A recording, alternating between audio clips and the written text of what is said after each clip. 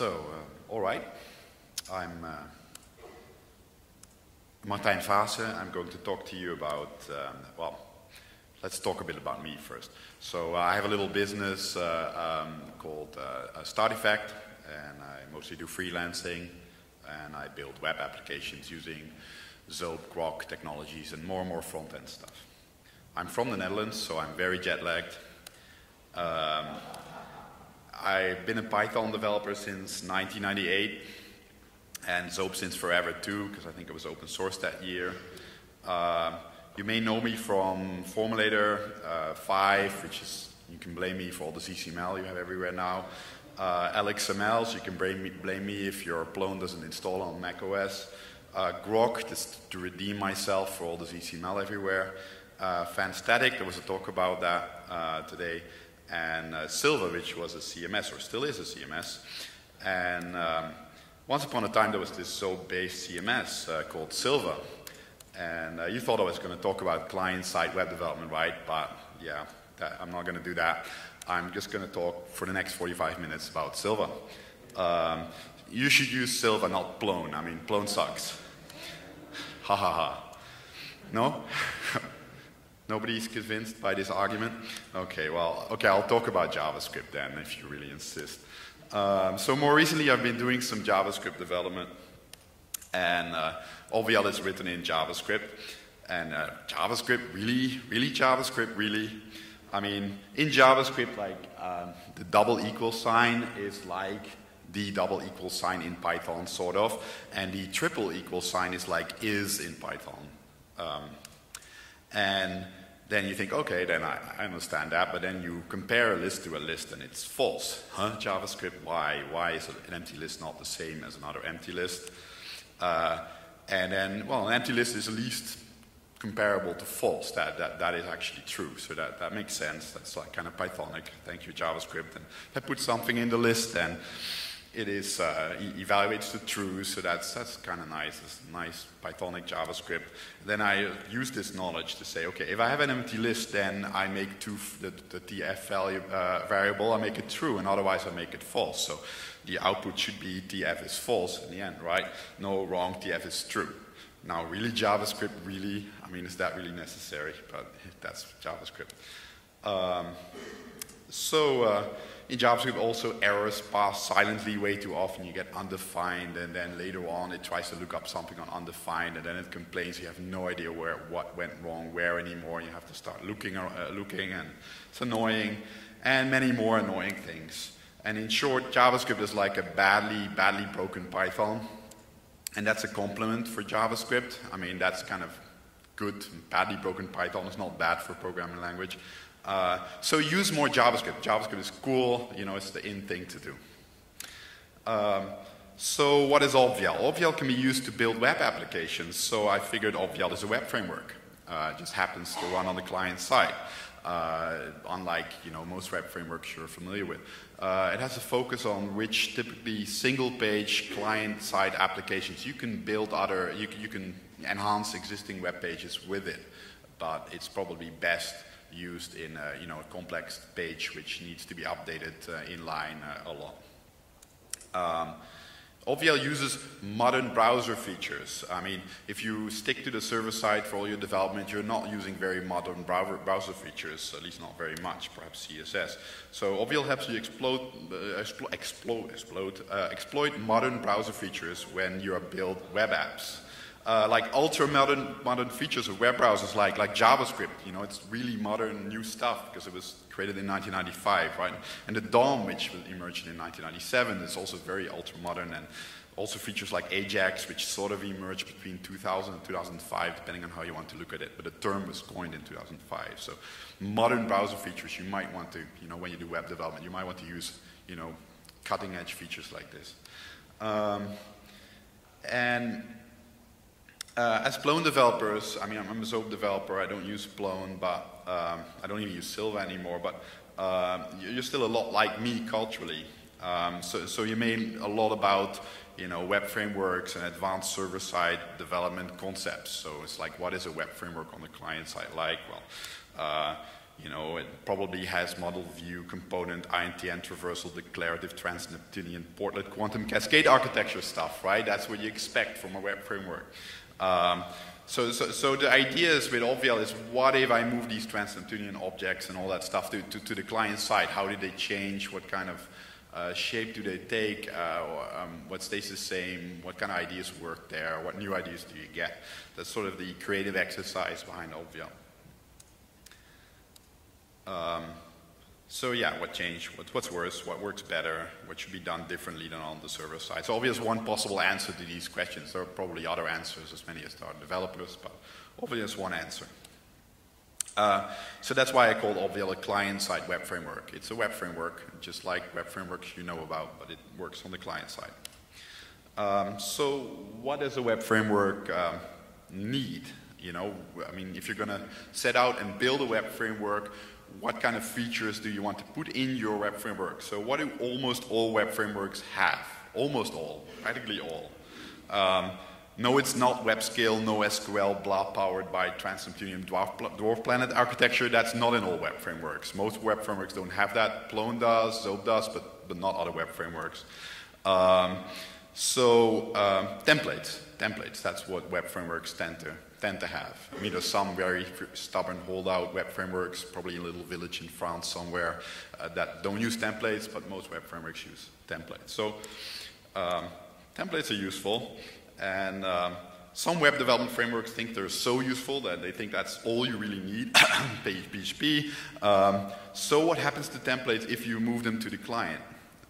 What if you have your template language run on the client side instead of on the server side? I don't know about you, but I haven't actually written a server-side template in a few years. I started realizing that I haven't done that in a while. I've only written client-side templates. And that's pretty cool. Aren't I cool? It's amazing. I must be very hip. So anyway, so what's that like? What is it like to use client-side templates? So Obviel is a template language implementation. First, when I started developing Obviel, I was using JSON template, which is a text-based template language where you can take a template and take a bunch of JSON, just a JavaScript object without any functions, just you know, add properties and lists and things like that, and strings. And you take them, you combine them together, you get a rendered template, and then you can insert that, you know, with inner HTML or something like that. You insert it into your web page, and you have a dynamic web page. So Obviel first used that, and actually there's still compatibility for a JSON template in Obviel. But Obviel our JSON template had some things missing that I was kind of used to. It had, in particular, had no INTN support, and the 4-digits people started using Obviel and then JSON template, and they asked on the mailing list INTN support. And basically INTN support in client-side template language is not very well supported. And other things could be nicer too, and in fact, as I started working on Obviel template, I discovered a whole bunch of things that were interesting ideas, which I'll talk about in a little bit.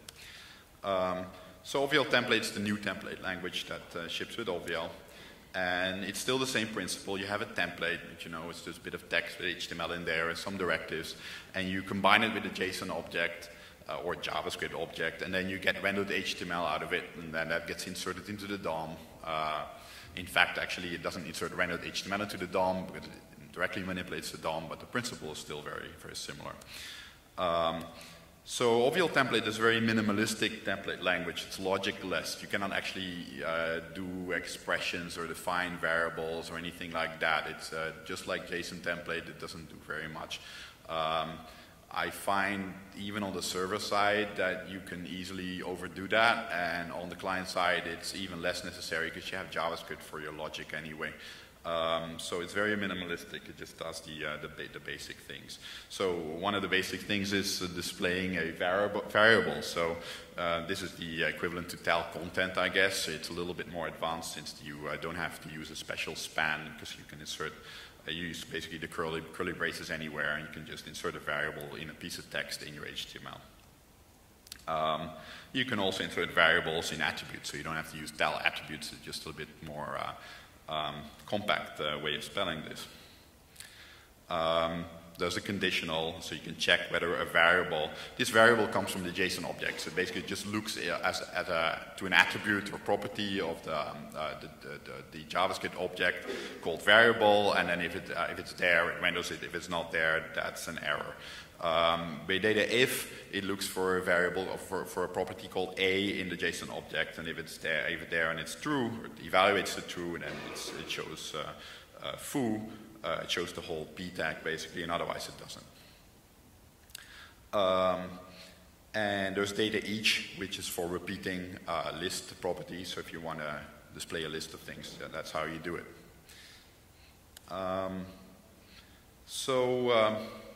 Then you can render stuff into the DOM. So how do you do that? Well, Obviel is based on top of jQuery, and jQuery has this sort of familiar kind of thing with a $sign. You can put it on a selector, and then you get a selector, and then you can render on the element that you found. So if you have an element, a DOM element, jQuery is extended with this render method, and you give it the object you want to render, and then Obviel renders that object into that element, and then it's in your DOM. So yeah, it slightly extends jQuery, and it uses jQuery for a few bits as well inside. I already said that. And yeah, object is just a JSON or JavaScript object to render. And Obviel finds somehow the template for the object. So how does it find the template? How does it know, given an object, that it actually needs to find that, which template to use for it? Well, each object should have an iface property. Now, this should start looking slightly familiar to Plone heads. Iface property actually means attribute in Python. So if I say property, it doesn't mean this property in Python. It means attribute, just so you know. And yeah, iface is like interface, but it's just a string. It doesn't actually refer to some kind of complex class object. It just is a marker string. And templates are also associated to an iface. So if you have an object that says I'm the iface animal, and you have a template that's saying I work for the iface animal, then if you render the object that says it's an animal, then it will look up that template for the animal, and then it will do the rendering. So I'll show an example. Here's a template. So this is an animal named, and then a name. And it's associated with this iface animal. And then I have some HTML that I want to insert it into, and I have a class on it called animal info. And then I probably need to use, I should have used an ID and not a class, because this is going to fail. Sorry. But anyway, yeah, CSS selectors, all that fun stuff. But anyway, so it looks up the element marked animal info, and then it renders this animal object, and there it is. It's a Django pony. I figured I'd mention the Django pony here. Does Plone have an animal mascot? I don't know. I looked, but I couldn't find any. Is it the Plone? There's a Plone pony, and there's a what? A seal? A seal, okay, the Plone seal. I could have used the Plone seal, but I didn't want to subject it to this exercise.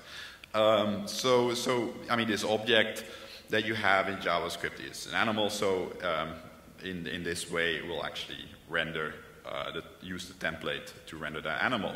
And then you see that I define a name property in the object, Django pony, and you see that the template refers to name, so we'll use that name. And then we'll see this. So, in fact, it will actually also insert a p tag, so I got this wrong as well. Sorry. I should debug my slides better.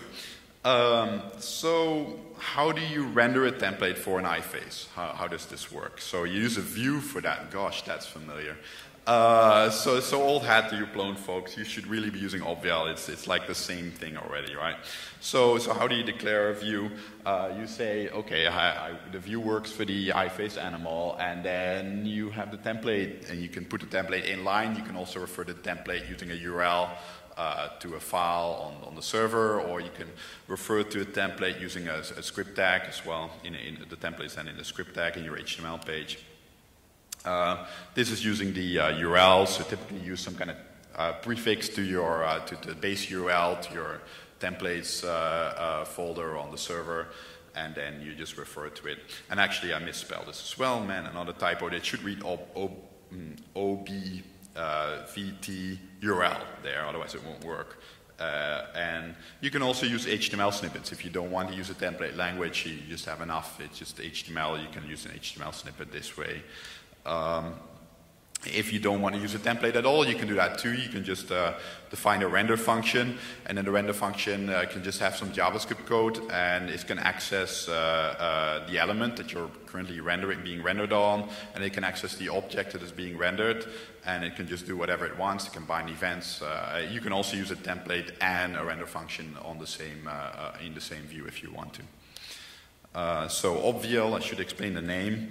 We've seen the core concept of Obviel now. There's an object or model, and it's being rendered using a view on a DOM element. So it stands for Object View Element Obviel. It's kind of obvious, right? So what changes when you do client-side templating?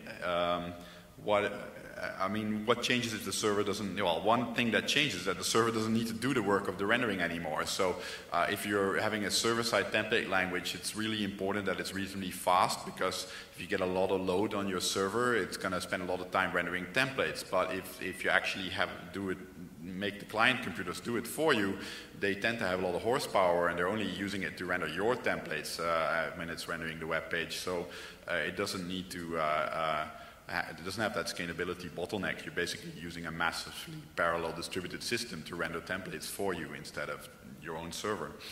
And you don't even need to pay for people's computers. Client-side templates also tend to be smaller snippets than server-side templates. So they tend to be small snippets of HTML, because you're talking about, updating a web page dynamically. So you're just updating little bits and pieces as things change in the application. And yeah, you can re-render them individually without re-rendering the whole page. You can say, okay, just re-render this little bit of the page. And yeah, there are now approximately 45 billion client-side template languages. And most of them are text-based, and Obviel template is actually different. Obviel template is not text-based, but it's DOM-based. So text-based template languages, as a result, they produce text. Whereas a DOM-based template language, as a result, manipulates the DOM. And the effect is the same. You have a modified DOM, because with a text-based template language, in the end, you use inner HTML, and you insert your text into the DOM, and it gets parsed, and it gets put into the DOM. And that's a fast way to do things. And text-based template languages are very fast. But of course, I just told you speed doesn't matter as much on the client side. And Obviel template is DOM-based. So what it does, it actually manipulates the DOM when it inserts bits into the DOM based on the template. And that gives you some nice features. Now, I see that this doesn't quite fit on the page, but you can imagine that that list item tag is closed in the end, and that curly brace starts with name there, and then it ends with a curly brace as well. So what I do here is I loop through a list of animals, an array of animals, and then I want to do something special. I want to actually put a class on the li tag, even if it's an even entry in the list, and odd if it's an odd entry in the list. Now, if you use CPT, you might be inclined to, well, there's probably special features there, but in many cases, you would be inclined to use some kind of conditional, or you maybe call an external function to do it, to insert it sort of text-wise. But here I can actually manipulate the DOM. I can just use jQuery to do it. So that even odd function that with the datafunc directive is a JavaScript function. And a JavaScript function is defined, you can define these JavaScript functions on the view as methods.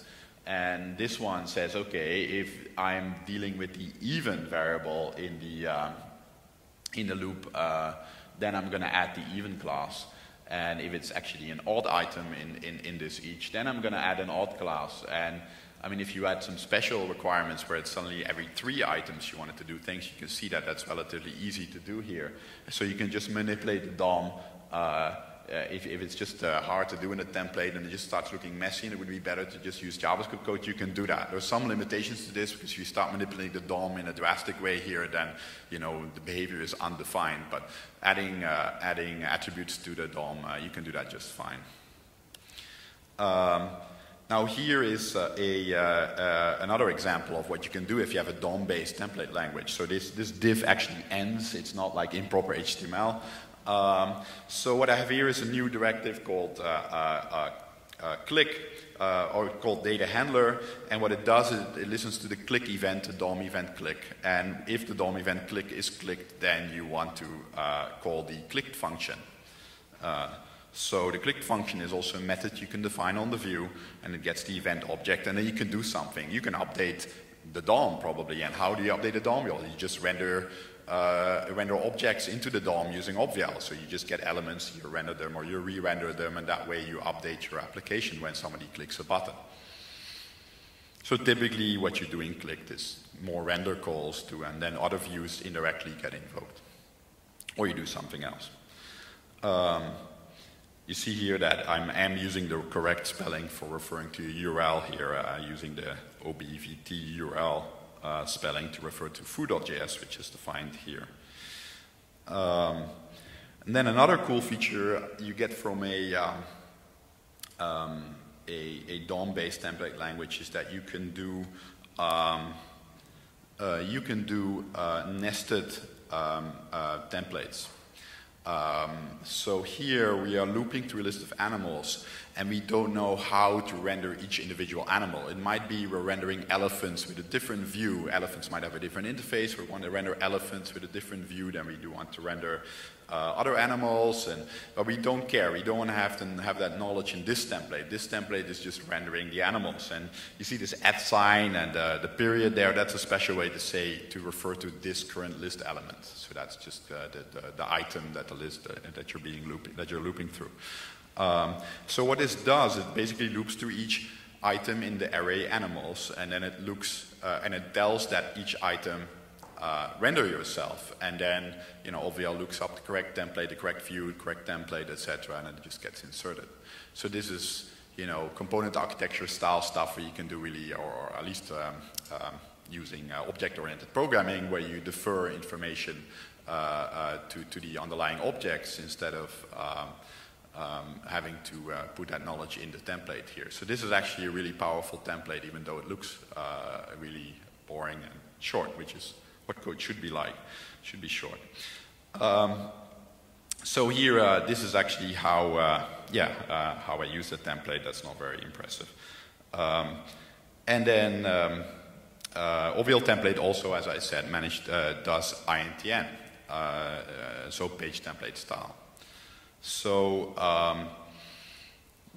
this is how you mark up bits in the template that need to be translated. There's a directive called data trans, and in this case I'm not giving it any special, the message ID, I'm not giving a name, I'm just basing the message ID on the text that's being translated, and then you say, this will be translated now.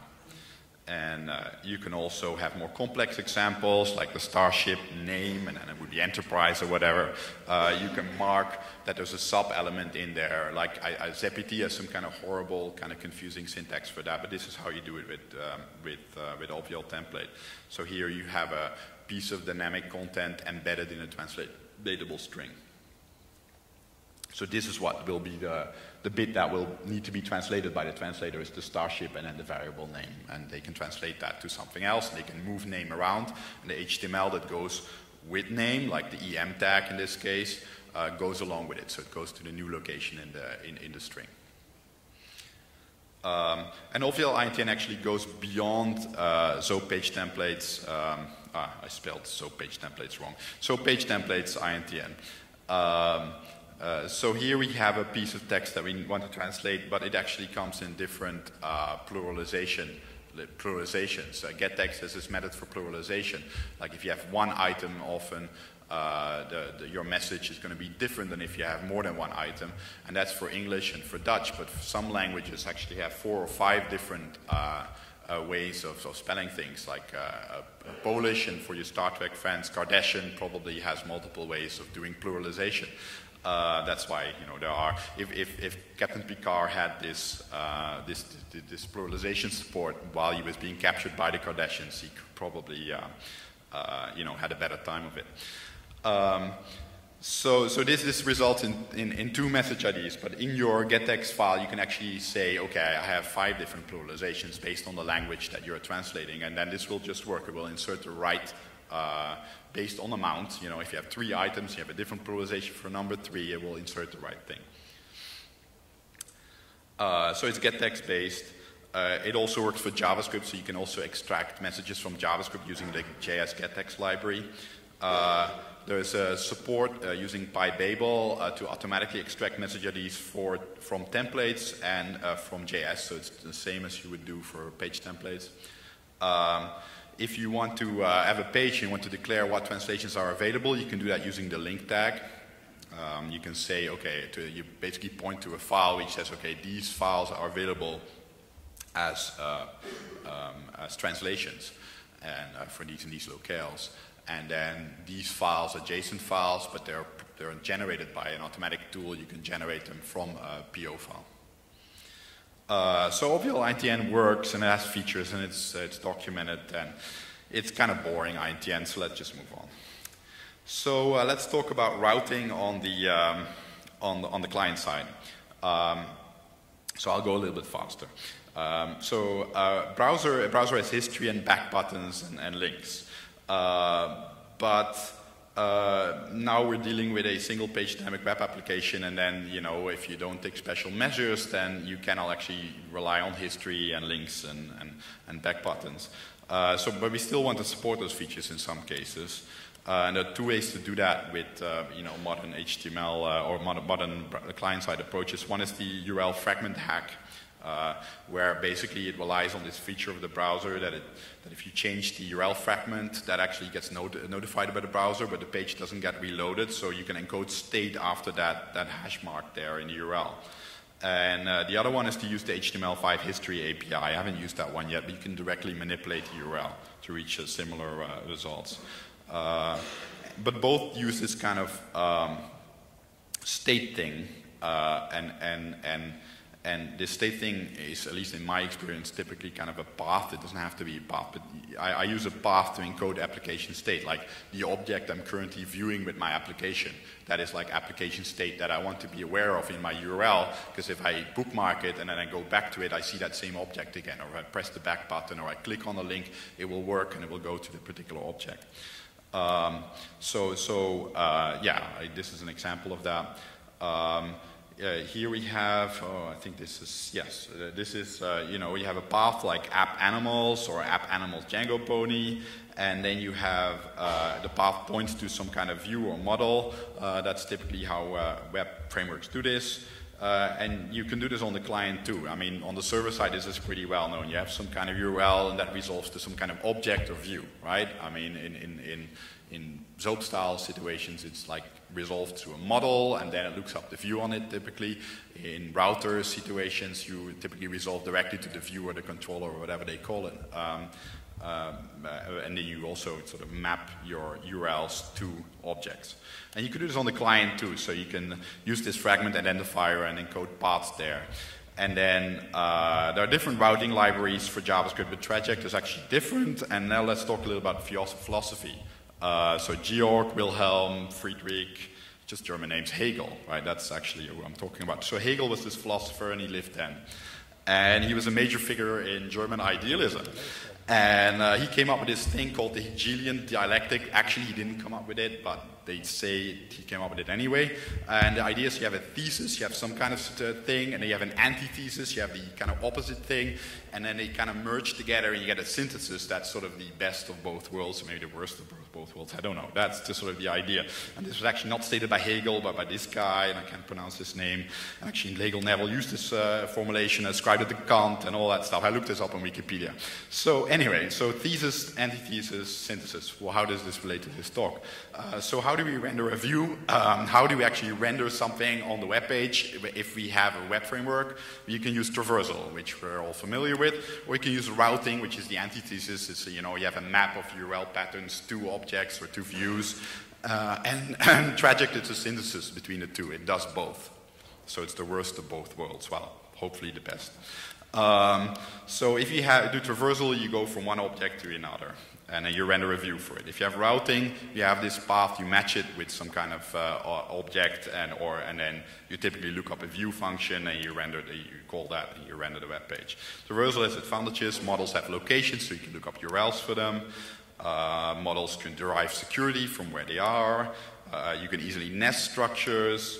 You can move models around, and the views move along with them. They don't break. With routing, models and views don't have to be traversable in order to be published. You don't have to make the model do special things in order to be published in your web framework. You also can get a nice overview of what path exactly you're exposing. In Traject, we do both. So you match a path pattern, and then it looks up a model, not a view, which is unlike most routing frameworks. And then you give the model the location, so you can get a URL for it. And then after you have the model, you can look up a view for the found model in the usual kind of Zope way. You can also do the reverse. If you have a model, you can construct a path for it or a location for it. That's what most routing frameworks cannot do either, but Traject can do that, like Traversal does. Here's a brief example of how this looks on the client side. So you make a patterns registry, then I hand wave the configuration. There's lots of configuration there. And then you say, okay, I have an object, I have a URL or a path, animals, chicken, and I want to resolve that from the root object, and I want to get an object back. And then Traject looks up the object for rendering. And you can also go the other way around. If you have an animal object, you can get a path for it. And that's useful because then you can render your object, maybe using the render function from Obviel. So if you get a JavaScript object, you just render it into the DOM, and then you resolve your paths, you get your path from the fragment identifier, resolve it to an object, and then you just render it, insert it into the DOM, and your user interface is updated. Traject actually has a Python implementation. That one is first. You can use it in Grok, and you can actually use it in Plone as well on the server side, so you should look into it. And Objl Traject is a port to JavaScript of the Traject library with some changes. So that's the end of my talk. So Obviel is an advanced client-side web framework with support for model, view, templates, INTN, traversing. It's extensively documented. You should join us. And okay, I lied. Let's talk about a bonus feature, right? So form libraries. A long time ago, in the dawn age of Zope, very long time ago, I wrote this form framework called Formulator, and then came another form framework called Zope App Form and Zope Formlib and Z2C Form and Z Form Base and Deform and so on. So I created another form framework for Obviel because we have a web framework. A web framework should have a form library, so I created a client-side form library as opposed to a server-side one. So this is what this looks like. You use a special interface called ViewForm, and Obviel Forms has views registered for ViewForm and also for the underlying widgets, like integer field there. So it just looks up views and renders them into a form. And there's a lot of widgets supported. And this is how you declare what your form looks like. Now you see this data property at the bottom, which is empty, but that is actually the data that will be displayed in the form. It's just a JavaScript object. And what Obviel Forms does, it keeps the state of your widgets in sync with this JavaScript object at all times. So if you change your form, the JavaScript object's properties are updated as you change fields in the form. And if you change fields in the JavaScript object directly, and you call some special method, then the form will actually be updated inline as well. So these things are kept in sync. And then you just submit that, you post that JSON object to the server, and that's the contents of your form when you need it, in some using Ajax. And advantages of doing client-side form libraries is that you can have you don't need a round trip for validation. With server-side form libraries, you need to submit the form, the page gets reloaded, it displays validation messages. That takes a while, like, okay, you didn't fill in this form, this field it's required, and this field requires an integer, and you filled in a non-integer string, things like that. You don't have to do that with a client-side form library. It just immediately responds if you do something that's invalid, because your form definition is on the client already. You can actually also hook it into server-side validation methods if you want to. You can call URLs using Obviel Form for validation. What you post is not multi-part form data. You just post JSON to the server. That means that composite and repeating fields are naturally represented in JSON. When you have a server-side form library, you have some complex form which has like a repeating field, like multiple entries in a list or something like that, or you have a composite field which is composed out of other fields. Then you have to, like, on the client, you have to represent this in a special way, and then the server needs to understand about this and decode it and then reconstruct the nested object structure. With Obviel forms, that's not needed because JSON already does nested object structures just fine, and that's what you post to the server. So there's no need to do the flattening and the unflattening. Okay, now this is the end for real now. So Obviel is an advanced client-side web framework with support for model view, templates, ITN traversing, and forms. And it's extensively documented. I think I mentioned that before. And this is the end. It's really the end now. We're done, finished. Okay, I'm lying again. So Obviel Sync. So this is currently under development. It's in the Sync branch. And it has a number of server-side inspirations, in particular ZDB and SQL Alchemy. And the goal of Obviel Sync is to keep a set of client-side models in sync with the backend. So you can imagine that if you have a lot of stuff on the client side, and you have a state on the server side, you want to keep those things in sync. If something changes on the client, you want to inform the server. And if something changes on the server, you may want to inform the client. So that's what Obviel Sync is all about. And here is an example of what you can do at Obviel Sync. Here we have an object with an iface, clickable, and there is an attribute was clicked and it's set to false, and there's an entries array attribute.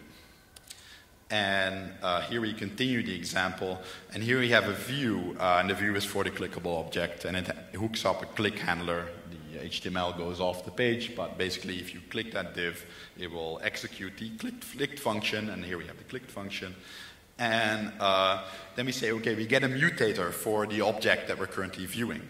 And then using the mutator, we can manipulate this object. We can set the wasClicked property that we had in the object to true. So then the wasClicked attribute is set to true. And we can get the entries array attribute, and we can actually push a string into it, which is another change to the underlying object. And then we can commit the changes we've made. And then commit will send the changes to the server in one go.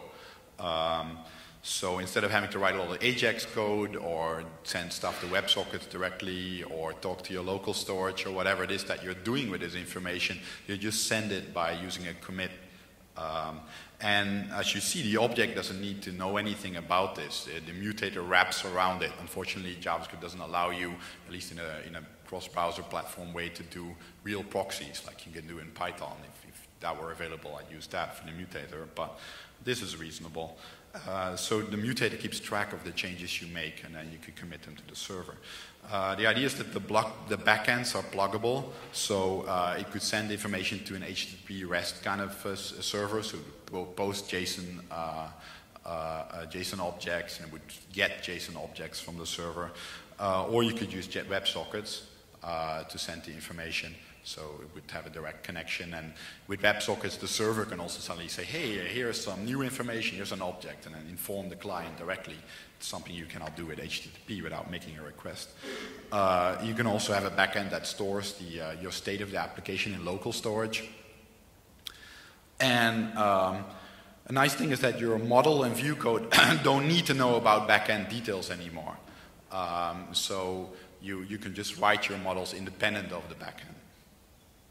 And you just mark the changes in the session and commit it. You can declaratively configure, I didn't show that because it's a lot of pages, but you can declaratively configure how the backend is used, what URLs to call, where to get the URLs from, maybe to transform the object before you send it to the server, or transform the object when you get it from the server. All that kind of stuff you can configure, and then you can use JavaScript functions to manipulate the data. You can also automatically send events when models change, so that the UI and actually views can listen to events. You can hook up event handlers to the objects that are being viewed, and then the UI can be updated automatically as well. So when you make a change, you don't have to actually send that event yourself. You just make the changes, you commit it, and then events are sent to the objects that you've touched, and then maybe a re-render event is sent to those objects, and then the views responsible for showing them, if they're currently on the page, will just re-render themselves, and then the user interface will update itself. This is the end at last, and this is actually the real end. So Obviel is an advanced client-side web framework with support for model view, templates, INTN, traversing forms, and syncing models with pluggable backends. I'm still working on the trans-Neptunian object quantum cascade support. So it's documented. Go to obviel.org. It fits your Plone brain already. This is like the best audience to talk to, because I've translated. You recognize a lot of concepts that you're familiar with from server-side development, just in a new way, and it opens sort of new possibilities. And it needs more users, so please go and use it and then contribute to it. Thank you. Any questions?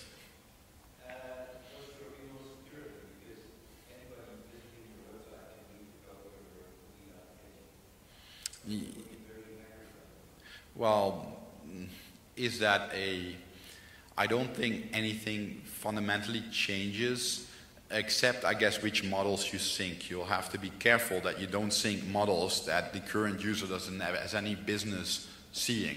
So in your synchronization, you should just sync the models that the user is actually allowed to see. The code itself being exposed to the client, to the hackers, is not really a big problem. Perhaps, it's more complex, so there's more places to make security mistakes, but the stuff is running in the browser sandbox, so you're not, it cannot do all kinds of things that a desktop application would be able to do. So you have to be careful what URLs your front end can call, and your security basically goes there. So if you have a REST web server, you would put permissions on the JSON, the URLs that handle the JSON posts and give back the gets. And then, if the client tries to do something, get information from a URL, it has no business doing so, then, the server simply won't let you get that information. But it is a good question. I need to think about Obviel sync and security concerns, see whether there's some things it can help with somehow to make that kind of story a bit easier. Any other questions? Yeah? Search engine optimization? Well, single page websites, web applications don't really lend themselves very well to search engine optimization anyway. If you build a web application and you want to promote it to the world, I guess what you should do is make an ordinary web page that can be found by Google and apply whatever, techniques you use to that to make it findable. Have other people link to it is a good idea. And then just, open the web application from there. That doesn't change, but I use this to build applications that people in businesses and organizations just use like they would use desktop applications. And in that case, it doesn't really matter. I don't need people I don't need Google to be able to find that site.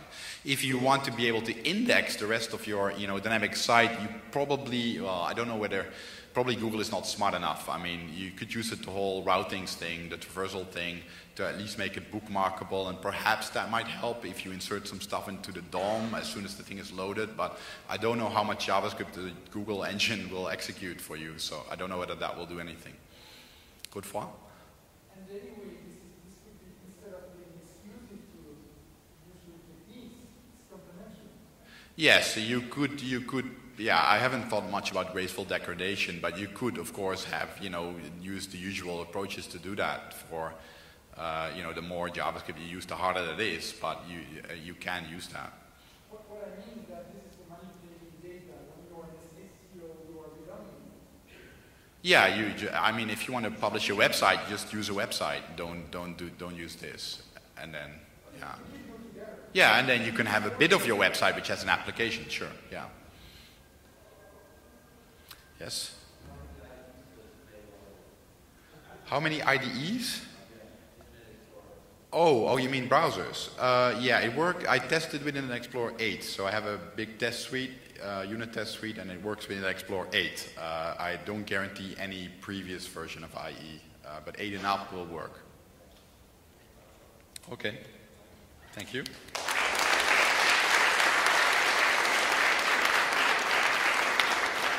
USB stick eruit halen.